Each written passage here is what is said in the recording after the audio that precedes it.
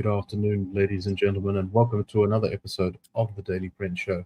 I'm your host, Nicholas Lorimer, today joined by Michael Morris. It's going to our first news story of today, and we're going to be speaking a little bit about yesterday's big story, which is the unemployment numbers. But this is focusing on a specific test case, and it's this article caught both of our eyes while we were looking for stories today. The title is Guguletu Gold Rush. Zama say they will not stop until government creates jobs. The story goes on to talk about some Zamas and residents of the Guguletu informal settlement in the East Rand continue to process gold in broad daylight even after cops from the Ekurhuleni Metro Police Department showed up and told them to stop. As soon as the officers, some of them continued processing gold, the officers appear to have just sort of stood around and looked at them and observed their processing facilities and then left. And the Zama suddenly returned to work once the cops had left. The Zama said that a gram of gold they could sell for between 1,500 to 1,800 Rand, with the miners working in groups of 5 and 8 and sharing the profits amongst them. A man named Fana Mageba said, "We don't fear the police. We are unemployed and survive from illegal mining. EMPD officers are aware of what we're doing. They can't act as if we don't know." Mr. Mageba here said that he believed that every home in the informal settlement nearby was involved in illegal mining in some way, was occupied by a legal miner. He said, "I recently started illegal mining. Yesterday alone, I made 2,500 Rand. Life is tough here. We are not going to stop until the government offers us jobs." Another miner, a guy called Tumele Motlong, said that illegal mining was the only way he could support his unemployed wife and 3 children.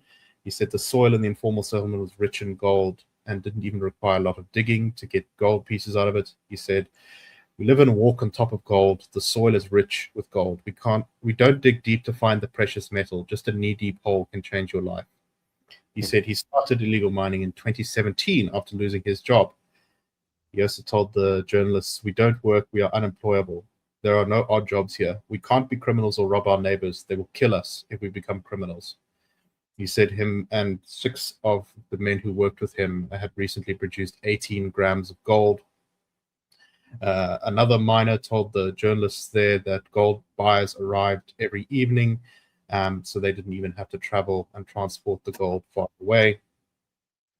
They say that the practice is also very lucrative because local women from the area have become involved and they've taught them how to process gold. A woman who owns some of the land around there, who's a cattle farmer, Tombin Gajimi, said that she had rented out bits of her property to these miners in exchange for 20 or 50 Rand to dig holes on the space she owned. But they stopped paying and they just left the place riddled with holes. They didn't fill them back up once they finished digging. So she said she's going to source an excavator to just fill them all. She said she would have joined them herself if she knew how to process gold. So, Michael, this is an interesting sort of microcosm of the situation I think many South Africans find themselves in, which is just sort of trying to get scratch a living out of whatever they can. This is better than most Zama operations, which involve going down into these disused mine shafts, which are absolute nightmarish hell worlds where, there's often inter-gang clashes and stuff underground. It's very nasty. It's hot. People die and mine collapses. This is just, scraping up surface deposits, which is quite amazing that people are able to make a living off of this, and in fact, such a good living in some cases. This guy saying he got 2,500 Rand in a single day. But also, I think when they say we will stop only if we're given jobs, I mean, firstly, there's a sort of strangely extortionate aspect to that from one of the guys working here. But also, I think there's a little bit of mistruth there. There's very few jobs you can get where you're going to make 2,500 Rand a day if you are, currently unemployed. So I think some of this, once an illegal operation starts and people get into breaking the law and kind of going outside the bounds of society, and they get involved in a community and an industry. It's difficult to believe that. Still, the point stands. If you are living in an informal settlement and the only source of revenue that anyone around you has is the 350 rand a month social relief of distress grant, or the couple hundred for child grant or whatever, digging in the dirt, maybe fending off people doing something illegal, seems like a pretty good option. What's your take on this whole story? Yeah, I mean, that immediate appeal is such a human one. I mean, every gold rush in history has been, a response to much the same kind of thing. We were chatting earlier, about the sort of wider implications of this, and my initial sort of thought was what we're looking at in a sense is a collapse of a social contract, but that's a little bit too vague and a little bit, I don't think it defines it really enough. And in our discussions, I think we took it closer to what really is meaningful, and that is this very simple thing. We see it in that very powerful quote from that chap, saying we'll stop if only if the government gives us jobs. One is left with this very crisp impression of the consequence of the government's long insistence on having a meddlesome and overbearing presence, not only in society but in the economy, in the way we work or don't work, where and how we set up businesses, who we have as partners, every little sort of detail that is written into regulations, and we see this sort of particularly acute during the COVID period, where we saw, all this absolutely absurd micromanagement of things. But we see it in all our legislation. This really overbearing presence of the state, as if the state feels the same that its function. I think I might have disappeared there for a moment. Yeah, so we have the sense of a state that really does believe it has a primary role in our lives, in our society, in the economy, directing how things should function. And the ironic penalty of this is that people really do expect now as a matter of habit that the state is there to provide, to give jobs. One couldn't think of a more disempowering state of affairs than exactly this. And the worst of it is that it comes at the very moment when the state is least able to respond with any meaningful material, in any meaningful material way, providing jobs, increasing grants. The money is running out. The taxes are under pressure, the fisc is under pressure. It's just not a good time for people to think that they can sit back and not indulge in irregular activity of one kind or another, but instead go to the state and be satisfied with a good job. And meaningful employment, I think, is the phrase that one so often hears. And so it's this really quite, as I say, disempowering state of affairs. But the problem is the sort of social condition is one in which there is an expectation that people don't really have agency within agreed forms. The other issue, of course, that is raised by the story is to what extent should there be regulation? Right. We see here a sort of cowboy capitalism in a way, people just doing, acting freely, and as an organization that rates freedom very highly. These are testing questions. Quite clearly, there needs to be some kind of agreement between society and government as to what is feasible in the economic space or in the environment. Can you dig holes all over the place? Whose land is it? Do we, and so on. Right. It is a complex subject.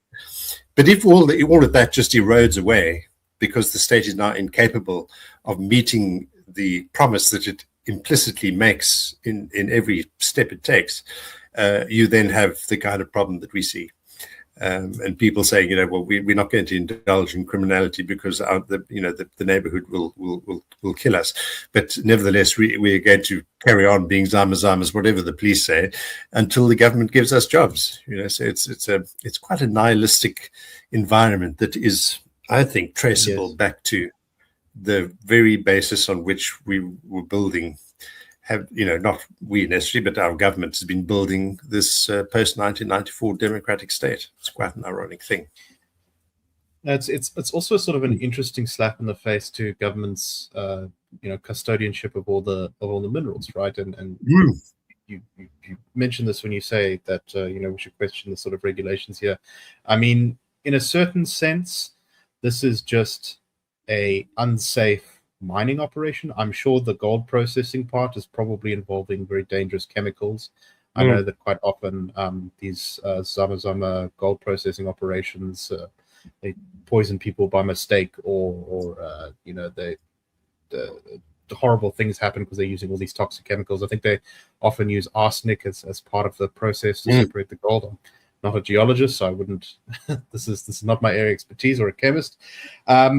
So, there are definitely some costs here, but at the same time, like, why, if you do have all those prerequisites that you might potentially get, for example, as you say, the right to actually dig on a piece of property, the sort of safety stuff, not poisoning people, that kind of thing, would there actually be anything really wrong with this? This is just people trying to make a living off of work, which is, a thing we actually want in South Africa. That's, the kind of the goal. And yet the state has this vision of sort of managing everything and the micromanaging, and then the police arrive. But despite all these pretensions of being the sort of vast overreaching force into our lives and, controlling all the minerals and controlling where people work and all this, the state has so little capacity that the police arrive and it's like, oh, well, in the reporting here, most of the miners ran away when the cops came. They didn't run very far. They were just sort of a few hundred meters away, kind of watching curiously. Some of the Zamas apparently didn't even move. They just kept working, which I think shows the complete disintegration of the state's authority in a very real way. And, this mining operation is not as awful as many of the Zama ones, as I mentioned at the beginning, which are often far more intense. This one is at least surface mineral stuff. But, I suspect there is an organized crime element operating here very strongly. It's very difficult when you have the complete absence of law and order and the police and that sort of thing to stop, criminal element moving in. And I'm sure that's not making things any easier. But this all kind of goes back to the situation, the sort of, as you say, the nihilistic condition we are left in, or so many people are left in, because there really aren't that many opportunities to do things the right way. The right way would presumably be getting a proper regular standing job or starting your own business or something like that. But red tape, taxes, bad infrastructure, overly restricted labor laws, etc., mean that people have to look for alternatives. And in some cases, the alternatives are this. If you try to go legal, you get smothered. So you might as well be illegal. That sums it up perfectly. Is that people are, making really quite rational choices here. Even those figures, 1,500 or 2,800, whatever it was a day. I'm sure that's not every day. And it's often divided between a bunch of people, right? So lots of people. And it's very likely that if you had a proper mining operation, people being employed there would be getting not just a steady salary, but all the other things that go with it. It's just a completely different kettle of fish. At the same time, the mining law is so onerous just the environmental conditions, compared to what's going on here, and what the landscape is going to look like once the Zamazamas move off or move on to the next spot. And you have this complete mismatch between what the government, the action the government is prepared to take, or the position it takes on legitimate mining operations, and making it very, very hard for people to invest and do all the massive economic activity that flows from a big investment in a mine, and the length of time also that investment is that, and it's fixed investment too, that it produces good things for the society. Huge effort made to constrain that, and yet complete ineffectiveness in dealing with the Zama situation. So there are these terrible ironies, and you're mentioning the institutional integrity is so important. Once you lose that, everything else just begins to erode away. If people don't actually respect policing, and unfortunately we've seen from lots of polling, not only our own but the Afrobarometer and others, that the levels of trust in policing in South Africa are very low. That has consequences, and it's literally in society just not bothering to abide by the law. That's what it comes down to. And feeling that they can get away with things just as they see senior politicians getting away with things. It all kind of filters down, and it has this effect. So it is, it's a wonderful microcosm of exactly what we need to confront in South Africa. In the sort of pre-modern era, when people talked about corruption, what they often meant was not so much, taking bribes in exchange for favors, right? What we mean with modern corruption. They meant more a kind of entropic decay that was, in society, and that is so much of what we see in South Africa, is that the normal safeguards in a society that kind of keep that entropic decay at the bounds and even suppress it have fallen apart, and you get this sort of corrosion of everything. Where you write laws that have all these visions for how, like if a mining company was supposed to mine this area, right, they would have to have this environmental plan, and then they would have to restore the area to this, and then there would be this particular wage that everyone would have to be paid, and then if miners didn't do what the company wanted, or not showing up to work or not performing or something, they'd have to go through processes to fire them, all that kind of thing. And because all of that is, so onerous, official companies don't do it, and then the cowboys show up and it's just chemicals everywhere, it's just gangs killing each other. It's like, so sort of that creeping sort of corruption of just eroding everything has really crept in, I think, over so much of our society, and it's why things need to change. And we've at length in our blueprints of growth explained what specifically needs to change. But this story is a great example of the problems facing us. It is. That phrase, decline and fall, comes to mind. But, as you said, there are really, our whole Blueprint for Growth series of papers, which I highly recommend listeners and viewers go and have a look at on our website. It sets out what are specifically inexpensive and quite simple steps that can be taken towards what we think is an achievable ambition of a 70% growth, 7% growth rate in the 2030s. 70% would be nice. Yeah, 70 would be wonderful. we sort of need that for a few years just to recover. But 7%. And the point being that it's not rocket science. Actually, it's really quite simple things.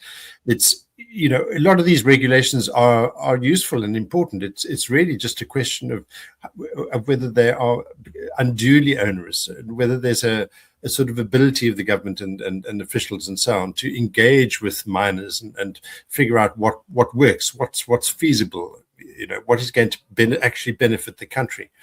And instead, we don't have that. And while we don't have that, we also have this institutional decline and the inability of, quite ordinary efforts to make sure that the law is upheld just being dismissed and being regarded with the kind of ridicule, which is not helpful to any of us. Indeed. All right, let's move on to our next topic. This is just from Ground Up, one of the latest in a series of stories about potential corruption involving the Lottery Commission. For those who don't know, the lottery is run by, or at least the sort of license is owned by the government, and they will put out a contract and companies will bid on it.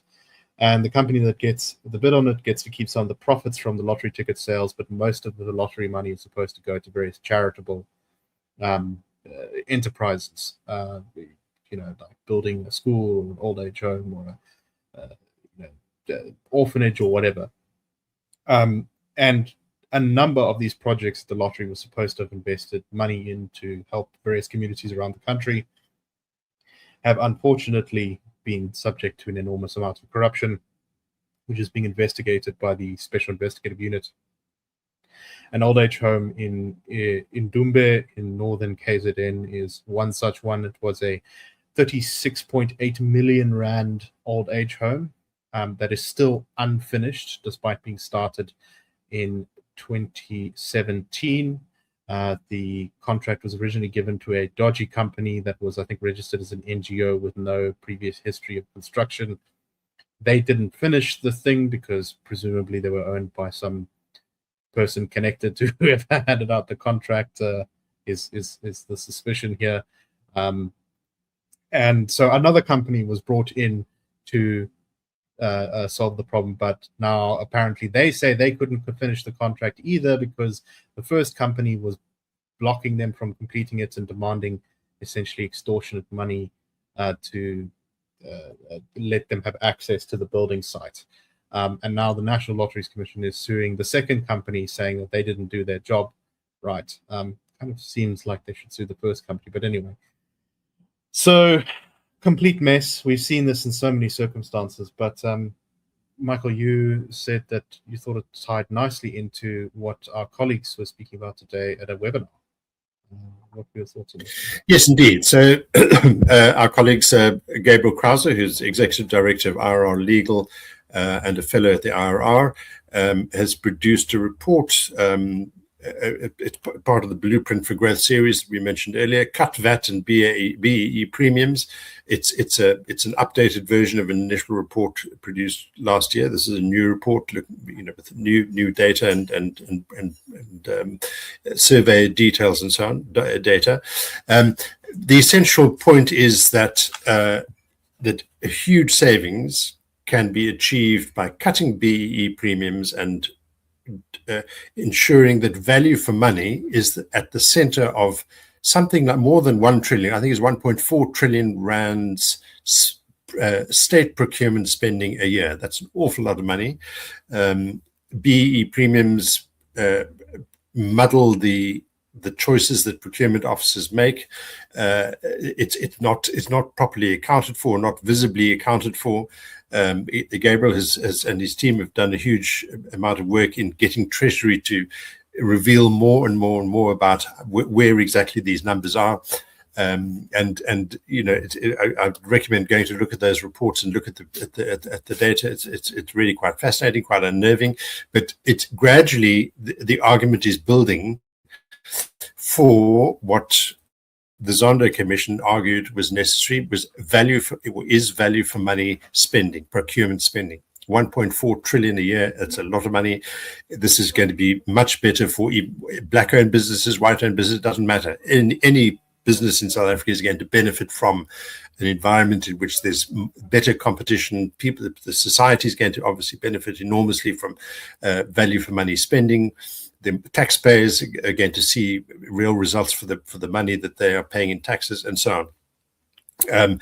I just immediately saw in the story, and all credit to Ground Up for using this term, that Ubusu, the company that got the initial, I think it was 24 million, if I'm not mistaken, 23.8 million. Right. Okay. It is described as a dodgy shelf company, and the telling thing is this line that Ubusu, a Pretoria-based non-profit company, had no track record of undertaking or administering major infrastructure projects at the time of the first payment by the Lotteries Commission in October 2017. So that really immediately tells you that there's something strange going on, and these strange goings on are very much covered, obscured by what is perceived to be the public good of BEE premiums. And our whole Robert Gabriel's work on this demonstrates that it's actually not a public good, that we can benefit from scrapping them, cutting VAT, helping millions and millions of South Africans who are really struggling, burdened, financially burdened households. That is a better way to go, and this, this story does bring it out very clearly.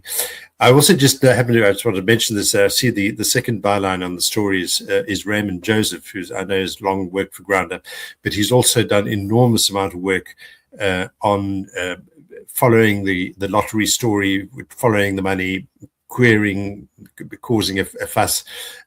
He's a great sort of veteran journalist. I've worked with him in the 90s and early 2000s. And it's great to see him still at his desk and doing this kind of work. It really is terribly important for South Africa that we understand, we can see, and that good old-fashioned reporting brings this material to our attention. So, yeah, I think a very significant story. Indeed. All right, let's very briefly move on to our last story, which to me seems like pretty good news, although I'm open to anyone telling me why it's not, but it seems to me like a pretty good development. The Department of Basic Education says that it is thinking about using additional indicators to determine the success of various provincial education departments. Currently, the Basic Education Department pretty much mostly just focuses on the pass rate, the sort of raw pass rate, to determine the successfulness of particular education departments in the provinces around the country. And this has created sort of slightly strange results, like, for example, KZN, which I think most people would recognize as being a province that has many severe challenges and problems in governance, is topping the education department's rankings of the provinces. I think the Free State in second place, and then Gauteng in the Western Cape in I think it was third and fourth. The idea of the Basic Education Department here is to explore a whole bunch of other mechanisms, like the throughput rate, how many kids are actually making it through to the matric in the first place, right? Because a huge number of students drop out. What the quality of maths education is, what the quality of accounting, physical science, technical maths all are. The percentage of pupils who took maths, the percentage who achieved a bachelor's pass, and the percentage who achieved distinctions will all be considered as things that will rank the various education departments and how successful they've been. Michael, this seems like something I think that actually should have been done probably a pretty long time ago. I mean, we've argued for a while that, for example, the throughput rate wasn't being talked about enough. Our maths and science education has been in a pretty bad state, and yet it's sort of kind of been pushed to the side and just chasing the goal of this ever higher pass rate. I think this is a positive development. What are your thoughts? I do agree, yes, and it's interesting to see Professor Rebecca Selkirk at Stellenbosch saying this is very encouraging. She talks about many unstable factors that determine a matric pass rate, and these make this standalone matric rates an unfair and unreliable measure of comparison. And it's partly that word comparison that I focus on, because one often has a sense of people are competing to get get the bigger number. And the bigger number is often not the thing that you really want to be looking at. You want to be looking at the quality of the teaching, the quality of the outcomes, and maybe, recognizing, okay, we get a kind of nominal 82% or whatever. I mean, aren't they in the 90s now, pass rates? These really high pass rates. And the risk is 90%, I think. Yeah, I mean, and so you become complacent about the very real things that need huge attention, the actual quality of the education, the science, and I'm perfectly happy to see science and mathematics, given prominence, but to me, as a humanities chap, I also want to see history and English and French and Xhosa being rated as highly. I think any education is, it's worthwhile, needs to be pursued, but that's what we need to focus on, and as long as we're looking simply at this nominal figure, we're not going to be looking at the quality of the teaching, and the inspiring young people to really perform. The other point, of course, I mean, I'm always hugely impressed with young South Africans who, coming from even the poorest backgrounds, can really make a huge effort, and very often succeed, against the odds. The penalty for them is very sad. Often it's the penalty of poor teaching all the way back in their primary schools, the grounding, the sort of basic grounding in whether it's language or mathematics or science, and that's not their fault. They're trying very hard. They get that 90% pass rate, but their fundamental sort of education capacity or knowledge capacity, I can't really think of the word pedagogical. No, that's not it. But their ability the intellectual ability might well be undermined by something that dates all the way back to their primary years, and they can overcome it. But overcoming it might mean longer, more years at university, having to do all sorts of extra courses. So there's a cost, But I think young South Africans are really energetic and willing to succeed. And it's good that we're getting an education system that is focusing on really the things that we need to do to improve that outcome. Indeed, agree pretty much 100%. All right. Thank you very much for listening. We hope you found the show informative today, and we will be back tomorrow with the Daily Friend Show. I won't be here, but my colleagues will be running things. So I shall see you all again on Monday. Cheers, everyone, and have a great week. The Daily Friend Show and the Daily Friend are a project of the Institute of Race Relations, the IRR. The IRR is a think tank which was founded in 1929 to study race relations in South Africa and works to change government policy to improve race relations through non-racialism and to ensure the prosperity of all South Africans. If you like our work and would like to support us, please go to irr.org.za and click Support the IRR. Or you can go to thedailyfriend.co.za and click the Fund Us button.